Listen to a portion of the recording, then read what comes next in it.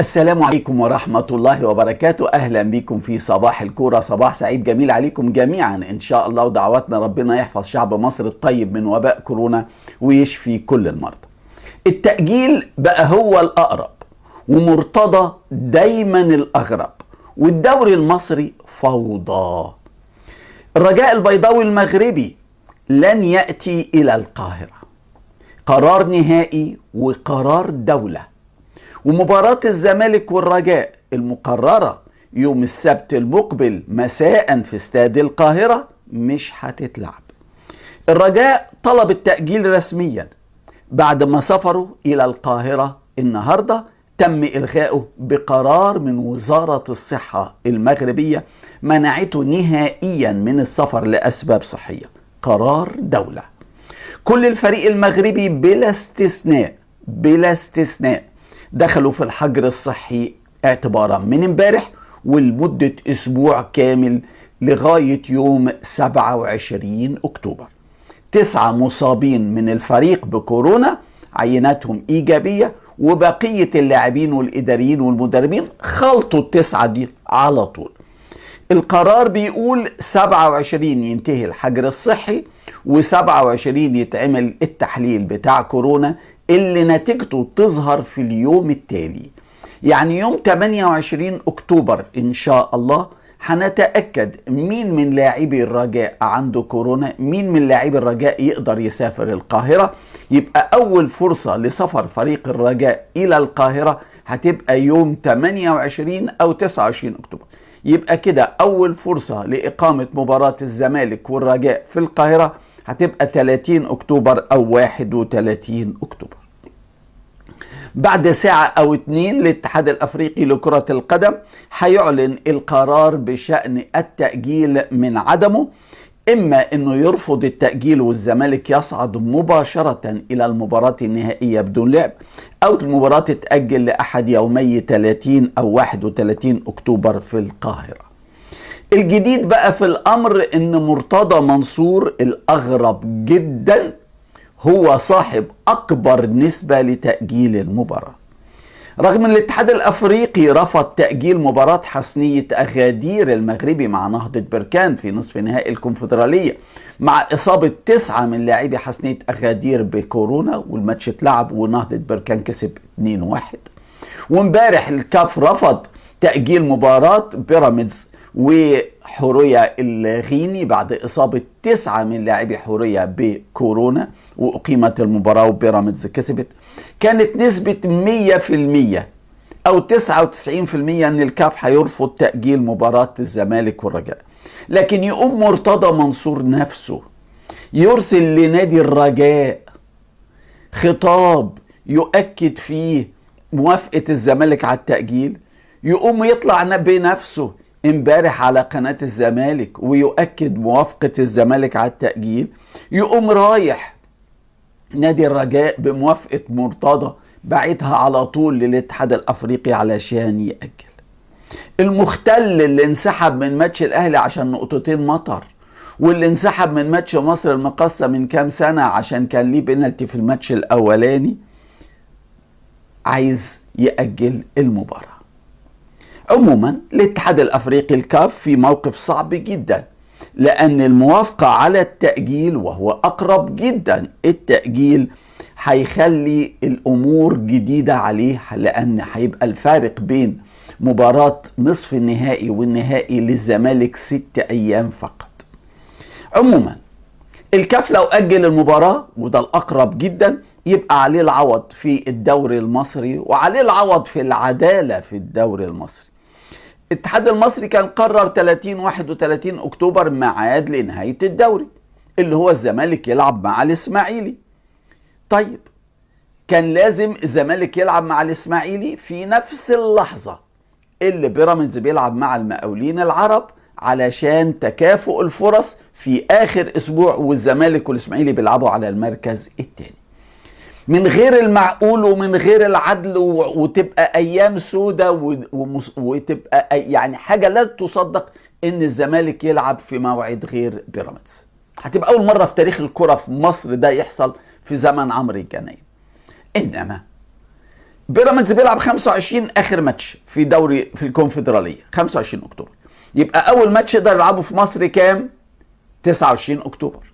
طب الزمالك لو يلعب 30 او 31 اكتوبر يبقى استحاله يلعب 29 اكتوبر مع الاسماعيلي. يبقى ان ماتش الزمالك والاسماعيلي وماتش بيراميدز والمقاولين اتعملوا في وقت واحد في شهر اكتوبر مستحيل، لان بيراميدز بيلعب 25 في المغرب والزمالك بيلعب 30 او 31 في القاهره. استحاله.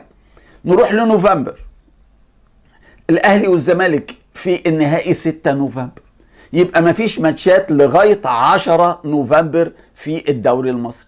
9 نوفمبر منتخب مصر يبدأ العمل علشان عنده ماتشين توجو بين 9 و17 نوفمبر. يبقى أول ماتش اللي يبقى يوم 20 نوفمبر الزمالك والإسماعيلي وبيراميدز والمقاولين العرب. والقيد بيخلص 4 نوفمبر. شفتوا فوضى أكتر من كده؟ شفتوا اتحاد الكرة وصلنا لإيه؟ شفتوا اتبهدلنا قد إيه؟ شفتوا الكرة في مصر وصلت لدرجة إيه دلوقتي؟ سبحان الله. نروح الصحافة المغربية كتبت خلاص خدوا بالكم، الصحافة المغربية كتبت خلاص ان ماتش الزمالك والرجاء تم تأجيله بقرار من الكاف، وان القرار هيعلن النهارده رسميا، لكن الصحافة المغربية ما حددش الماتش هيتلعب يوم ايه، 29 ولا 30 ولا 31 اكتوبر. صحيفة المنتخب اهم صحيفة رياضية في المغرب نشرت الساعة 11 وربع امبارح على موقعها الرسمي خبر كتبه الصحفي أمين المكدوبي عنوانه بالحرف الواحد: عاجل الكاف تؤجل مباراة الرجاء والزمالك. وكتب إن مصدر موثوق في الاتحاد الأفريقي أكد تأجيل المباراة إلى ما بعد يوم 27 أكتوبر، نهاية الحجر الصحي لفريق الرجاء في المغرب.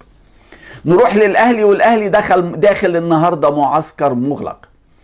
برافو قوي الجنوب افريقي بيتسو موسيماني على المدير الفني الفريق على هذا القرار المهم، لان مفيش حل عشان تزرع الجدية والتركيز في عقول لعيبة الاهلي بعد المكسب الكبير على الوداد المغربي في الدار البيضاء 2-0. مكسب يخلي اي ثقة تزيد، اي غرور يجي، اي استهتار يجي، اللعيبة اكيد عندها ثقة زيادة.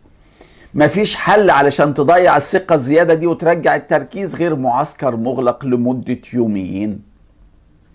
فرقة تتدرب النهاردة في ملعب مختار التتش إن شاء الله الساعة 5 وتطلع على المعسكر.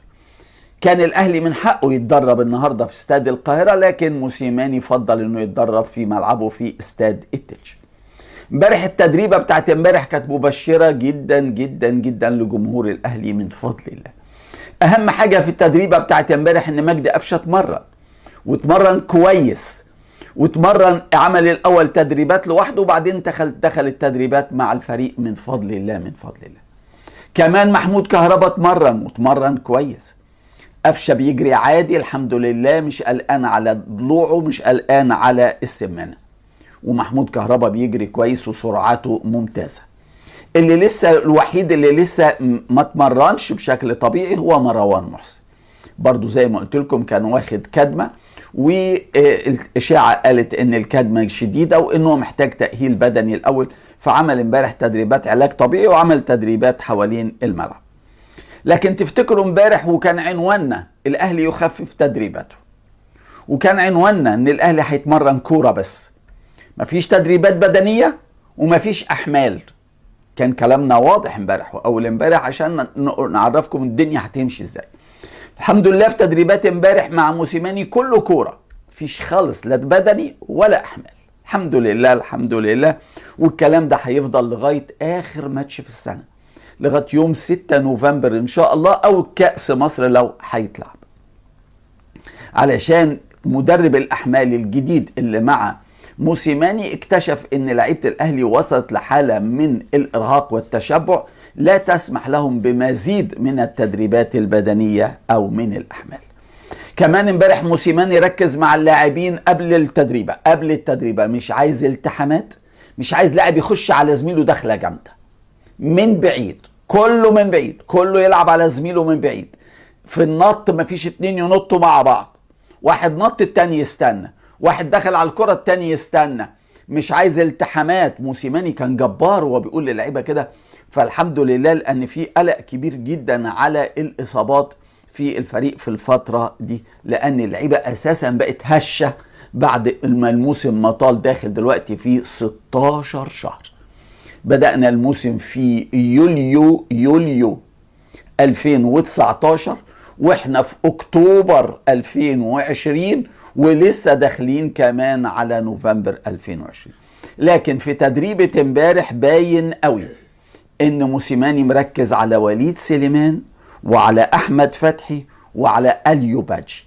باين ان هيبقى لهم ان شاء الله دور كبير في الماتش. فريق الوداد البيضاوي وصل القاهرة بألف سلامة امبارح، والنهاردة عندهم تدريب، وخلاص المدير الفني جاموندي الأرجنتيني هيعمل تعديل في الفرقة ويرجع العاجي شيخ كومارا إلى مركزه في قلب الدفاع. كان احتياطي الماتش اللي فات ونزل في نهاية المباراة بعد غياب طويل أو يصاب الإصابة، وهيرجع يحيى جبران اللي لعب في قلب الدفاع وأخطأ في الهدف الأول وعمل ضربة الجزاء، هيرجعه إلى وسط الملعب. بس لسه عنده مشكلة في الباك الشمال، ما عندوش باك شمال أساسي ولا احتياطي. امبارح بيراميدز في اول ظهور افريقي في تاريخه وصل الى نهائي الكونفدرالية، كسب حورية الغيني 2-0 في الدار البيضاء، وهيلعب ان شاء الله يوم الاحد المباراة النهائية مع نهضة بركان في ملعب مولاي محمد الخامس في الرباط. لو بيراميدز حقق اللقب وفاز بالكاس في اول مشاركة ليه، هيكرر انجازين تحققوا في مصر. اول فريق كسب البطولة في اول مشاركة ليه كان الاسماعيلي بعد ما خد الدوري سنة 67 ما قدرش يشارك في الموسم بتاع 68 عشان ظروف حرب بتاع 5 يونيو مع اسرائيل، وبعدين شارك في سنة 69 لأول مرة، ما كانش فيه لا دوري ولا حاجة شغالة، ومع ذلك من غير دوري تمكن انه يكسب البطولة بتاعت 1969 لما كسب انجلبير الكونغولي، كان اياميها زائري، في المباراة النهائية 3-1 في استاد القاهرة. اللي عمل نفس الانجاز المقاولين العرب، بس عمل احسن، لان المقاولين العرب لما طلع التاني ورا الاهلي التاني في نهائي كأس مصر 1981 شارك في ابطال الكؤوس، لان الاهلي شارك في ابطال الدوري، فكسب ابطال الكؤوس 1982، وبعدين شارك بصفته بطل الكأس اللي في البطولة التالية، بطل كأس افريقيا حامل اللقب، شارك ففاز بالبطولة مرتين ورا بعض في اول مشاركتين ليه، وده انجاز ما حدش عمله في تاريخ قارة افريقيا. بيراميدز امبارح انتهز فرصة نقص رهيب في لاعبي حورية، عنده 9 عندهم كورونا والاتحاد الافريقي رفض التأجيل، وبيراميدز حاصر حورية طول الماتش، حصار تام. وصحيح ما كانش فيه خطوره قوي لغايه ما اتحسبت له بينالتي من اللي بتتحسب للزمالك، خيال ما فيهاش اي بينالتي، لكن الفار المره دي لغاها. فار صحيح، مش فار بتاع الزمالك، الفار صحيح، الفار جاب تسمه قال له انت ايه اللي حسبته؟ اللعبه مش بينالتي وما اتلعبتش بينالتي، الحمد لله تسمه خد قرار صحيح. بعدها المدرب تشاتشيتش عمل تغيير في الدقيقة 70-71، نزل إبراهيم حسن اللي قلب الماتش، جاب جول على طول، أول هجمة ليه جاب جول وجول جميل، وبعدين عبد الله سعيد جاب جول أحلى منه بعديها بدقيقتين، وبيراميدز كسب 2-0، والحكم لغى جول لحورية في نهاية الماتش بالفار. الفار موجود في كل إفريقيا إلا في ماتشات الزمالك، سبحان الله. إنما ضمن بقى مسلسل نزع الكرامة من كل مذيعي قناة الزمالك على الهوا، امبارح مرتضى منصور بين لكل الناس انه بيتبع سياسة اسمها الارض المحروقة لنجوم الزمالك. عايز لما يسيب النادي ما يخليش ولا نجم في نادي الزمالك ليه قيمة ولا ليه كرامة ولا ليه حاجة، عشان يفضي طريق لولاده احمد وامير يبقوا هو رؤساء نادي الزمالك. بعد اللي عمله في طارق يحيى من يومين، امبارح مسك خالد الغندور، شيء خيالي في التهزيء. خالد الغندور طلع على الهواء في برنامجه قال انا ضد تأجيل مباراة الرجاء ويمكن يكون تمثيلية. راح طالع له في التليفون مرتضى وقال له انت بتتكلم بصفتك ايه؟ انا رئيس نادي الزمالك وانا بقول الماتش يتأجل. يقوم التاني خالد الغندور يقول له خلاص يتأجل، بس افرض يا ريس كده الاهلي هياخد وقت اكتر منها. قال له ما يهمش، الماتش يتأجل. يقوم على طول خالد الغندور يبلع كرامته، يقول لك عشان سلامة اللاعبين. وبعد كده علشان يسترد كرامته يعمل ايه؟ راح شاتم ابو تريكة. هل ده معقول؟ هل الناس دي بني ادمين زينا؟ سبحان الله. عموما عالميا الليله محمد صلاح نجمنا بحذائه الذهبي الجديد هيقود ليفربول في هولندا ضد اياكس في بدايه طريق استعاده ليفربول للقب الاوروبي تشامبيونز ليج، رغم ان المستوى بتاع الفريق محدود قوي بعد ما خسر من استون فيلا 7-2 وتعادل مع ايفرتون 2-2 في الدوري الانجليزي. هيغيب طبعا النهارده فان دايك اللي عمل جراحه، وهيغيب اليسون.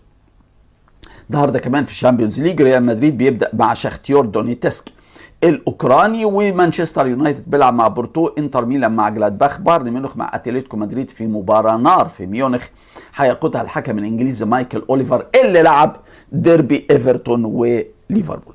امبارح باريس سان جيرمان خسر من مانشستر يونايتد اهو. باريس سان جيرمان خسر تاني في ملعبه من مانشستر يونايتد 2-1 في باريس في بارك دي برنس، بعد ما خسر في نفس الملعب من سنتين من مانشستر يونايتد 3-1 وكان طلعه. عنوان لكيب النهارده ميكونيسابل، مجهولين. كتب بيقول لك لعيبه باريس سان جيرمان دول مجهولين، ميكونيسابل مين دول؟ مش دول، ده فريق لعب مباراه سيئه جدا جدا جدا. امبارح عموما كمان تشيلسي تعادل في ملعبه مع سيفيل الاسباني، وبرشلونه كسب فريق فرانس فاروس الهنجاري 5-1.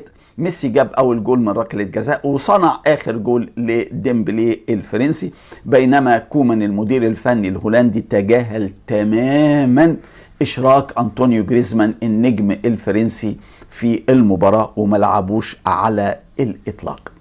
في مباراه تشيلسي وسيفيل اللي انتهت بالتعادل السلبي بدون اهداف، 8 فرص مؤكده راحت من الفرقتين، وكان نجم المباراه حارس افريقي ضد حارس افريقي.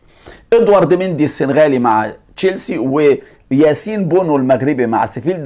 مندي عمل 4 انقاذات وبونو عمل انقاذين و8 فرص مؤكده، وفي الاخر 0-0 سيفيل في تشيلسي وطاب صباح.